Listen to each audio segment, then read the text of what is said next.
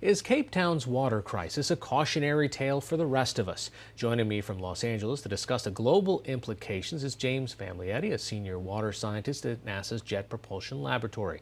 Thanks for joining us. So, is Cape Town a harbinger of things to come? I think Cape Town is really a wake-up call for other cities around the world.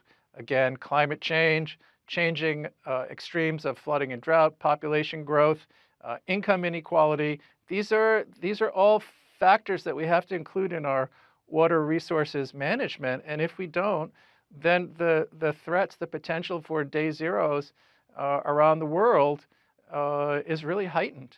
Let's bring this a little closer to home. There's a drought situation in California, and you're very familiar with this. You've helped create this map and what's happening here. And the increasing sort of red and dark brown areas are areas of drought. And you can see this progressing year after year after year after year. What led to the intensity of this drought that California suffered? Well, what we're seeing in that video is really a combination of a lack of rainfall, part of which may be the climate change driven. But what's really driving that animation is overexploitation of groundwater. And this is a problem that we've had in California for over a century. We use the water to fuel our agricultural sector, which is quite productive. But we've been using it without any regulation, a significant regulation until now. So only recently in 2014 did California pass the Sustainable Groundwater Management Act to try to slow the depletion of groundwater. But still, that will take a couple of decades to fully implement. And what about other cities in areas where perhaps, I mean, you think of California, it's got a coastline, and perhaps if it spends a ton of money, it can turn salt water into fresh water and take all the energy that it takes to do that. But there are lots of cities around the United States that don't have access to clean and fresh drinking water, and perhaps not a water table like California does. That's right, and I'm glad you mentioned that because one of the issues in Cape Town is the lack of development of groundwater, and so the future, I think, in many cities around the world, is a combination of surface and groundwater use managed jointly, some sewage recycling, some desalination if possible, lots of conservation, of course, maybe changes in water pricing. We like to say there's no silver bullet, there's no one size fits all. So there will be region by region solutions. That said, I think cities are sustainable. I think the bigger challenge for the global population is growing food in these conditions that we're seeing globally, and satellites have revealed, as you've shown in the animations, the disappearance of groundwater.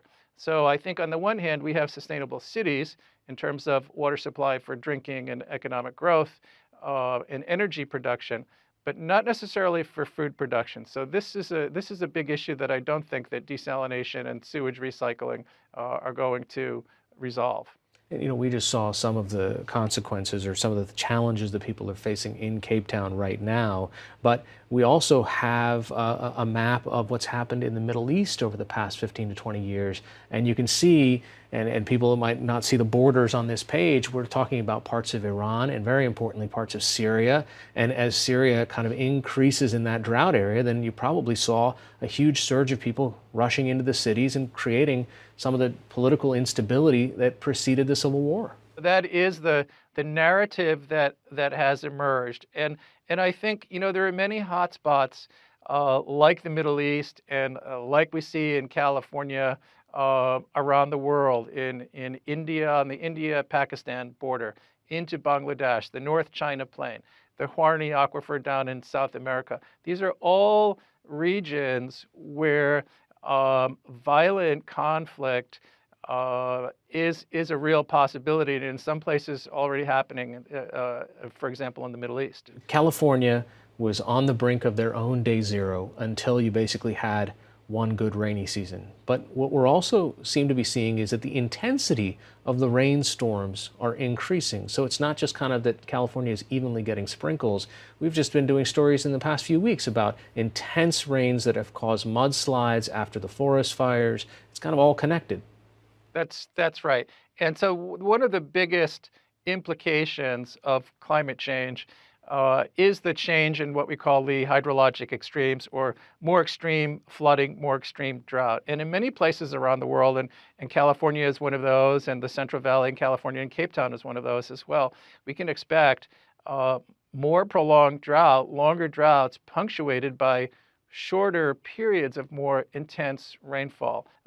So we have huge challenges ahead of us, and if we want to avert future day zeros in other cities around the world, now is the time to begin planning for the future and managing to those extremes. Help us explain how these cycles are connected. How does increased drought lead to forest fires that lead to mudslides and rain? And we kind of connect the dots for us. Sure, if we have prolonged drought, the fuel for the fire comes from forest die-off. So there's plenty of fuel there. Once that vegetation is burned off, then the hill slopes, which are very steep, become very susceptible to erosion.